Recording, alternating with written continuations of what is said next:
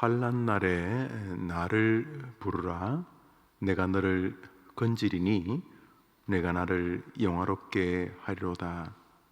하나님께서 아삽이라는 어느 이름 모를 사람을 통해서 우리에게 전해주시는 하나님의 말씀, 우리에게 널리 알려져 있고 또 우리의 일상생활에 참 신앙의 모습을 그대로 담고 있는 말씀이 아닐 수가 없습니다. 환난 날에 나를 부르라. 내가 너를 건지리니 내가 나를 영화롭게 하리로다 하시는 하나님의 음성을 전해주는 시편 50편에서 우선 먼저 성경은 환난을 겪는 성도의 시기에 하나님은 여전히 그의 하나님이라는 사실입니다.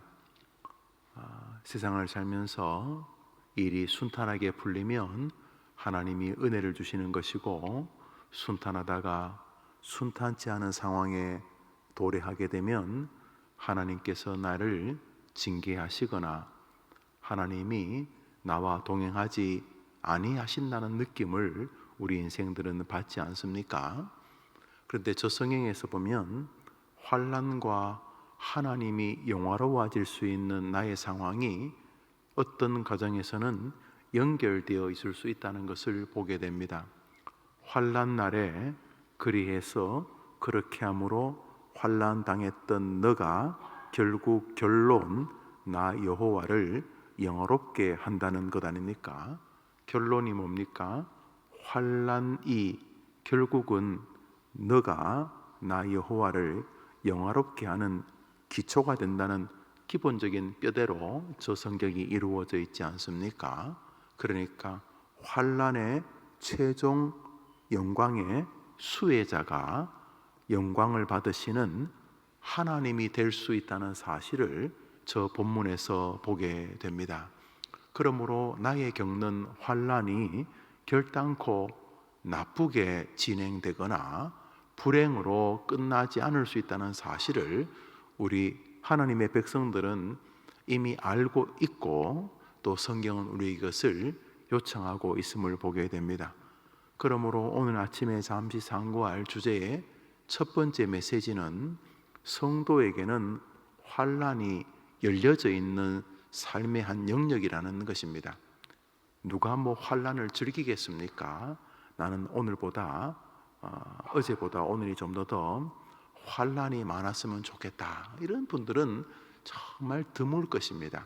그럼에도 불구하고 환난이라고 하는 고통이 또 곤경이 난처함이 하나님이 나를 버린 증거이거나 그것이 나를 더 깊은 멸망으로 최종적인 슬픔으로 인도하지만은 않는다는 사실을 알 수가 있습니다.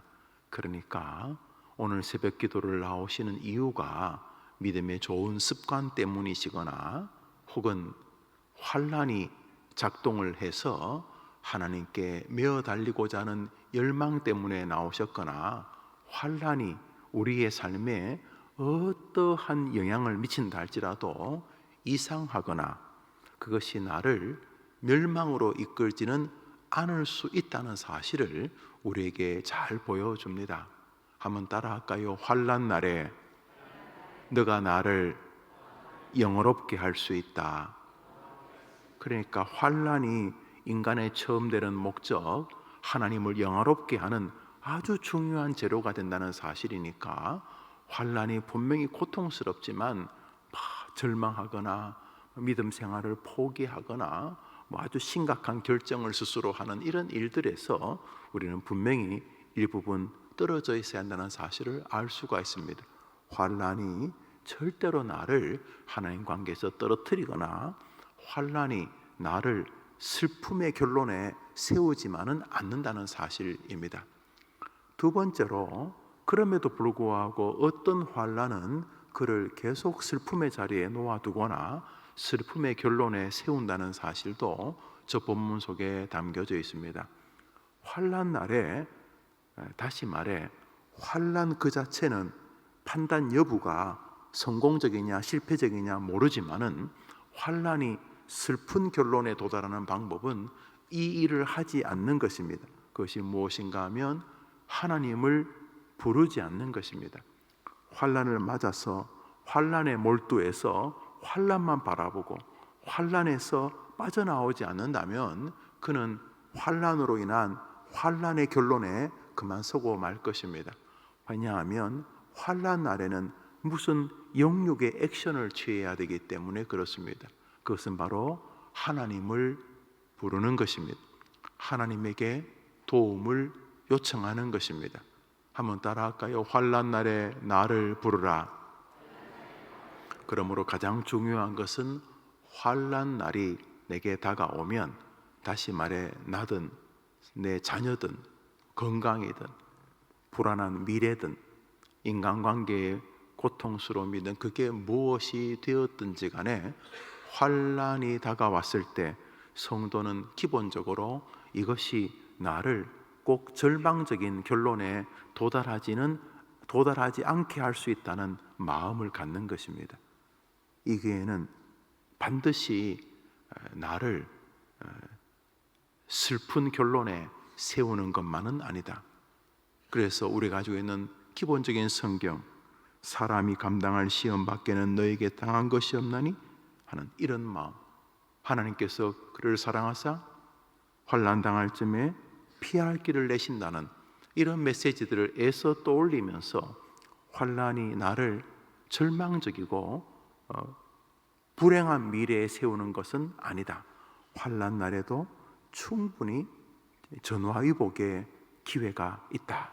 이것을 마음에 가지는 것이고, 두 번째로, 그러나 이 환난 시절에 내가 잘못된 상황을 만들어 간다면 환난은 계속 나를 괴롭힐 것이다. 그것은 뭐냐? 하나님에게 도움을 구하지 않는 것이다. 정확히 말하면 하나님의 도움을 요청하지 않는 것이다. 하나님을 부르지 않는 것이다 하는 것이죠. 그런 면에서 우리가 사랑하는 믿음의 사람 다윗은 이 부분에서 가장 걸출한 하나님의 사람이 아닐 수가 없습니다. 오늘자 날주 사무엘하 2장을 보겠습니다. 사무엘하 2장입니다.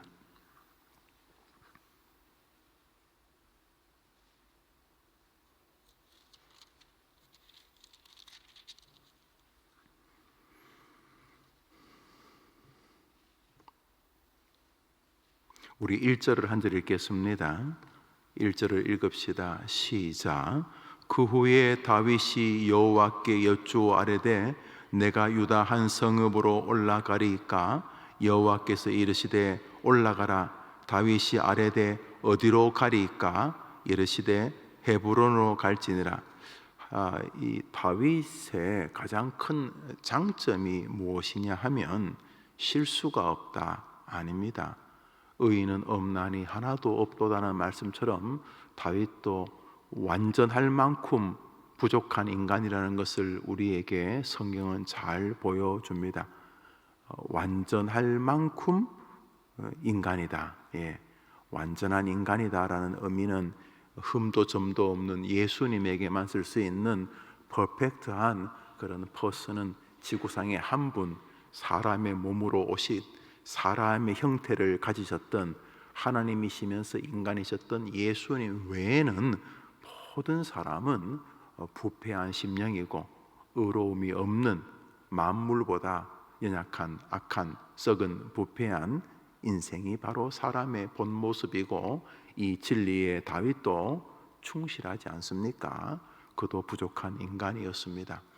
그럼에도 불구하고 하나님께서 다윗을 좋아하셨고 다윗에게 거의 모든 하나님의 은혜, 인간이 누릴 수 있는 거의 모든 하나님의 은혜를 그에게 다 말 그대로 내가 이새의 아들 다윗을 만나니 내 마음에 합한 자라, 내가 그에게 다 이루게 하리라. 그 다라고 하는 거 말이죠. 이 땅에서도 충분히 영광을 누렸고 그의 후손들도 영광을 누렸고, 또 그에게 이 땅을 살면서 지혜라면 시편을 지을 지혜, 지략이라면 거의 모든 전쟁에서 승리할 전쟁의 지략, 또 용맹함이라면 그 어린 나이에 골리앗과 싸울 용맹함, 또 음악적, 문학적 길이라면, 능력이라면 노래를 하고 수금을 탈 때 사람을 감동시키는 걸 넘어서 귀신을 감동시켜서 귀신이 도망가게만, 귀신을 감동시켰다는 표현이 옳은지 모르겠습니다만 사울의 마음에 악신이 들어가 있는데 다윗이 이렇게 음악을 하니까 그 음악에 감동시킨 건 맞겠네요. 아, 내가 이러면 안 되지, 사울에게 들어가 있으면 안 되지, 나가야지, 그런 것 같으니까 중간에 이 사람을 감동시키는 수준을 넘어서 이 사단을 감동시킬 만한 그런 음악가였죠. 예술가였겠죠. 그리고 말씀드렸듯이 박경리 씨가 자기가 만나본 세계 최고의 문학 서적은 다윗의 시편이라 그랬는데 그 시편의 태반이 다윗의 저작 아닙니까? 그리고 예수 그리스도를 다윗의 후손으로 보내셔서 지금도 사람들은 예수님을, 물론 다윗도 아브라함의 넷째, 아브라함의 자식의 또 이삭의 그 자식의 야곱의, 또 야곱의 자식의 그 야곱의 아들, 넷째 아들 유다의 자식의 했으니까 결국 아브라함의 자식이죠. 아브라함의 후손이죠. 예수님이 다윗이 유다 후손이니까. 그렇지만 신약 성경에서 예수님을 이삭의 후손, 은유적으로는 그렇게 설명할 수 있겠습니다. 야곱의 후손이라기보다는 끝까지 다윗의 후손이라고 말하지 않습니까? 예수님 길 가실 때에 볼 수 없던 사람들, 또 어떤 사람들이 다 예수님에게 다윗의 자손 예수여라고 부르는 이유는 이스라엘 사람들의 머릿속에 메시아가 오면은 그는 반드시 다윗의 후손으로 온다는 것, 그것이 이스라엘 사람들의 정신이었어요. 그래서 지금도 이스라엘 국기가 다윗의 별 아닙니까? 다윗의 육각형 별, 다윗의 별. 독일 히틀러가 유대인들을 죽일 때 이 달게 했던 게 천에다가 육각형 별을 그린 거 아닙니까? 저거 유대인이다, 이렇게. 다윗의 별. 그런 면에서 다윗은 모든 면에서 정말 놀라운 인물이 아닐 수가 없습니다. 하나님께서 정말 그에게 부면 부, 귀면 귀, 영이면 영, 화면 화, 부귀영화를 다 그에게 주셨고 당대, 후대, 영원토록 우리가 예수님을 만왕의 왕이라고 하지 않습니까? 그러니까 다윗의 후손은 인간적으로는, 그러니까 예수님 외에 만왕의 왕이 없으니까 다윗 가문은 영원히 왕 노릇하는 것 아닙니까? 영원히. 이런 인생이 어디 있습니까? 그 무엇이 하나님이 다윗을 그렇게 좋아하게 다윗이 처신했는가? 그 중에 하나가 바로 오늘 2장 1절에 나오는 내용입니다. 1장에서는 이 사울의 집안이 멸망당하고 또 사울의 아들을 세워서 마지막 그 꺼져가는 불씨를 일으키렸던 사울의 어떤 좀 남은 뭐라고 해야 되나요? 찌끄레기나요? 그런 사람들과 또 다윗의 부하가 싸워서 정리가 되어지고 다윗 왕조가 이제 굳게 서는 장면이 1장이었습니다. 거의 모든 전쟁이 마무리가 되었습니다. 사울은 길보아산에서 요나단 등과 죽고 이제 나머지도 대부분 다 정리가 되었습니다. 1장으로 거의 사울의 세력들이 거의 다 이렇게 마무리가 되었습니다.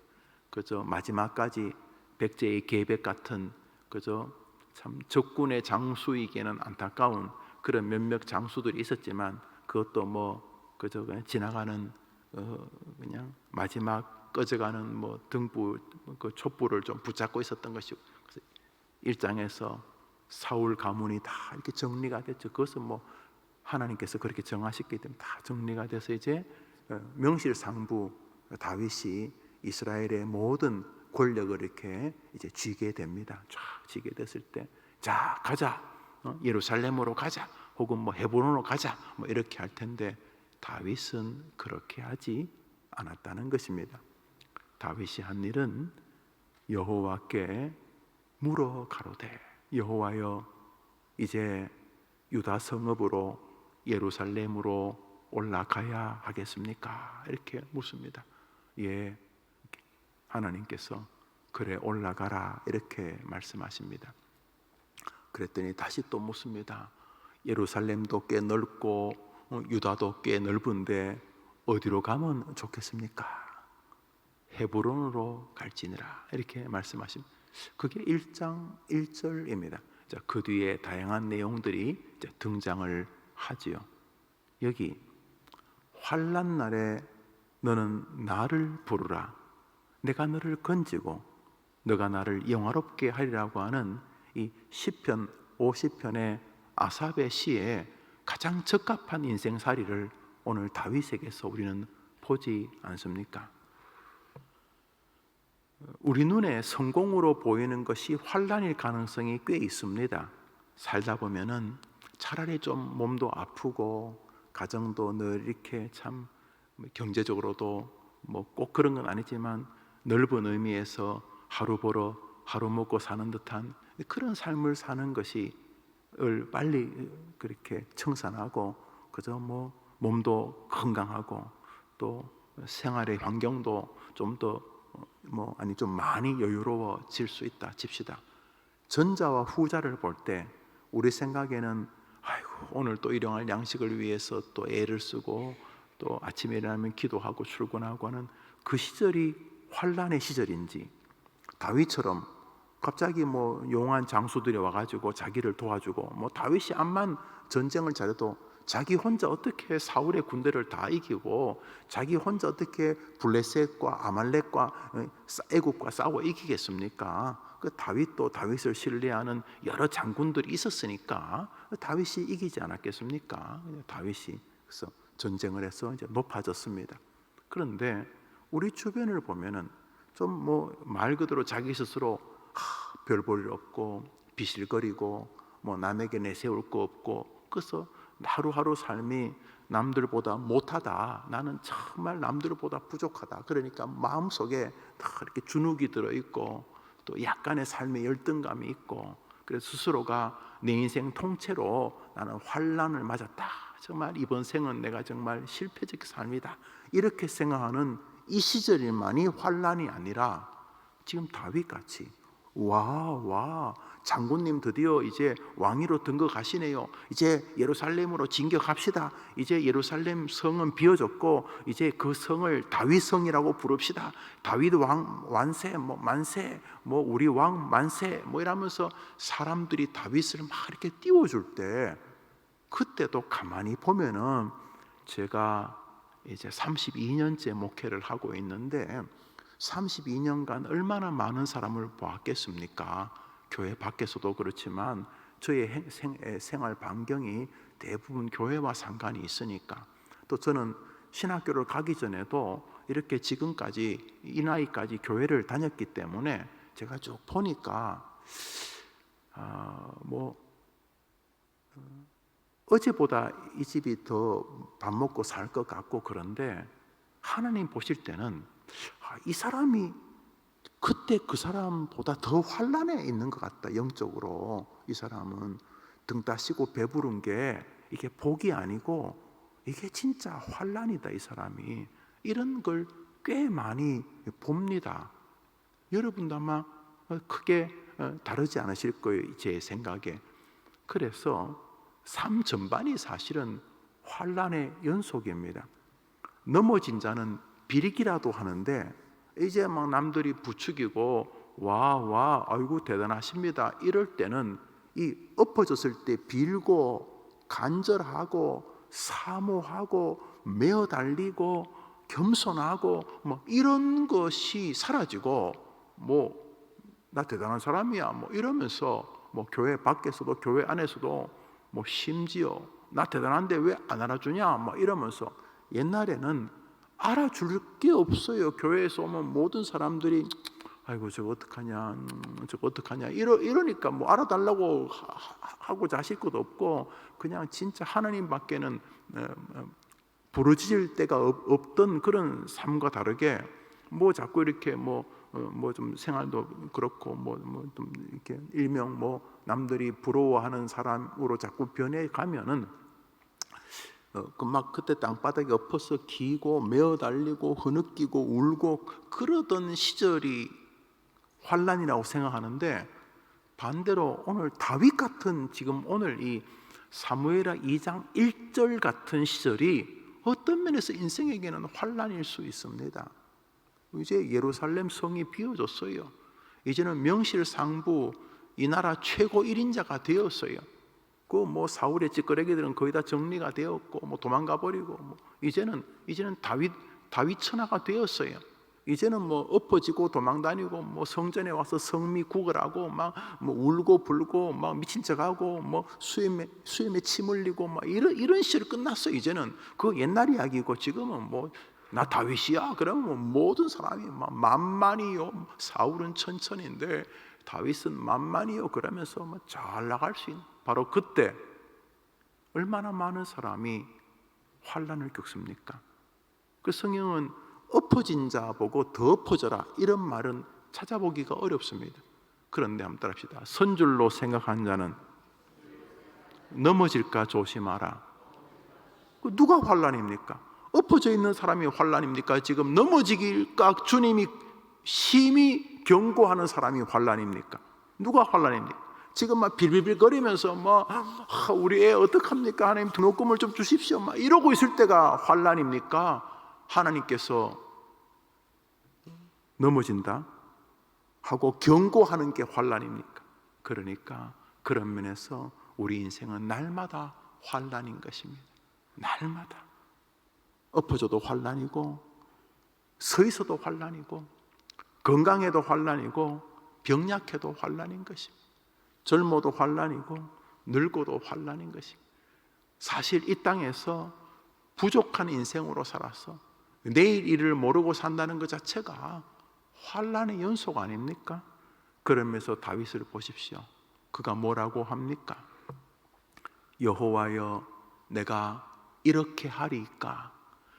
그 후에란 말이 참 멋진 말이에요. 그 후에가 뭐냐면 사울의 찌끄레기들이 다 정리된 후에 이런 뜻입니다.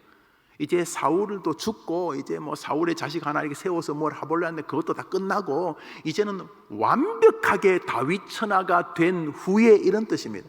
그러면 가자, 드디어 내가 사무엘에게 안수받고 20년 만에 드디어 이제 임금의 자리에 오르구나. 아이고 그 나쁜 놈 사울이 나를 괴롭혀가지고, 이러지 않고 다윗이 자신에게 모든 권력이 집중되어질 그때에도 그는 우리가 읽었던 시편 50편 15절 말씀, 환난 날에 너는 나를 부르라.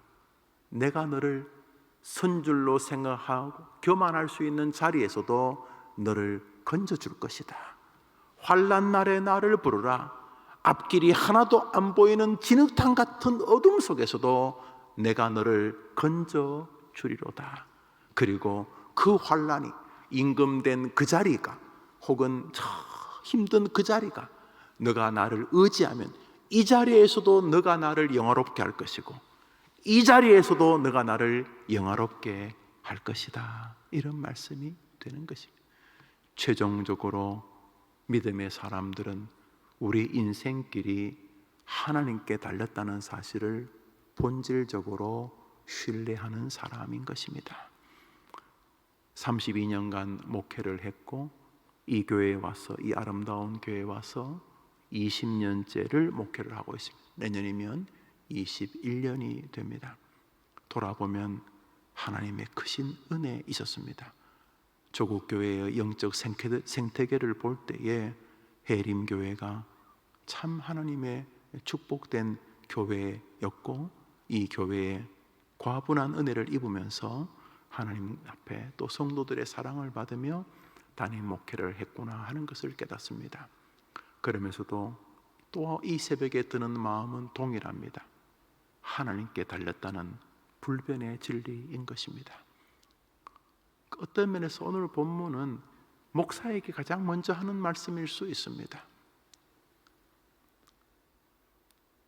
저는 젊을 때부터 담임이란 이유로 38에 이 교회에 왔을 때도 많은 분들이 식사를 할 때 상석에 제자리를 마련하여 주셨습니다.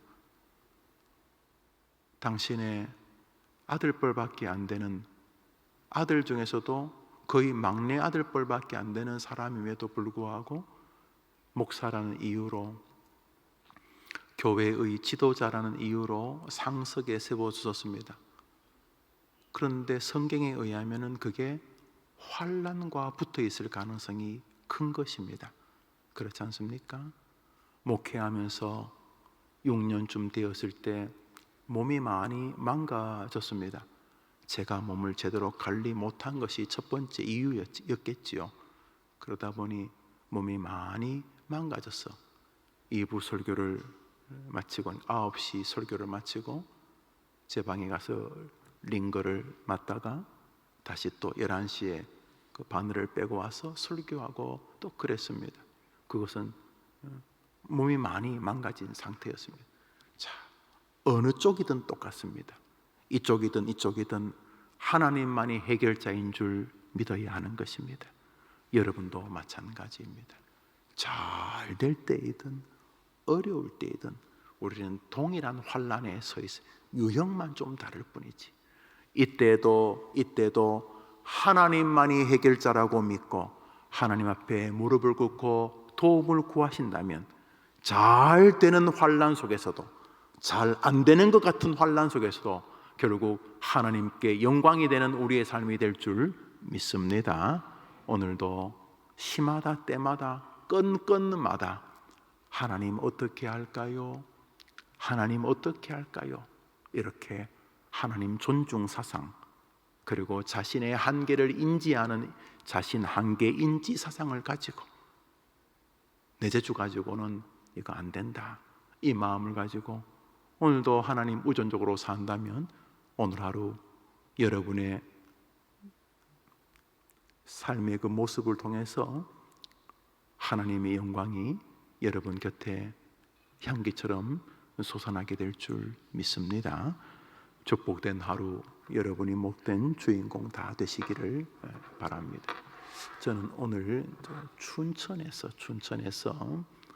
동기 목사님이 주관하시는 무슨 정확 이름을 춘천 무슨 청소년 집회, 청년 집회, 대학생 집회라고 해서 이렇게 뭐 선교 단체들과 교회 젊은이들이 모여서 이렇게 집회를 하는 곳에 부득불 설교를 이렇게 하게 되었습니다. 제가 저녁에는 춘천에서 설교를 하는 거 기억하시고 또 금요기도에 많이 나오셔서 우리 교역자님들과 함께 또 나라와 교회와 여러분과 또 저를 위해서도 기도해 주시기를 바랍니다. 주님 가르친 기도로 예배를 마치고 우리 자유롭게 기도하며 하루를 출발합니다. 하늘에 계신 우리 아버지여, 이름이 거룩히 여김을 받으시온 나라의 마옵시며 뜻이 하늘에서 이룬 것 같이 땅에서도 이루어지이다. 오늘날 우리에게 일용할 양식을 주옵시고 우리가 우리에게 죄 지은 자를 사하여 준 것 같이 우리 죄를 사하여 주옵시고 우리를 시험에 들게 하지 마옵시고 다만 악에서 구하옵소서. 대개 나라와 권세와 영광이 아버지께 영원히 있사옵나이다. 아멘.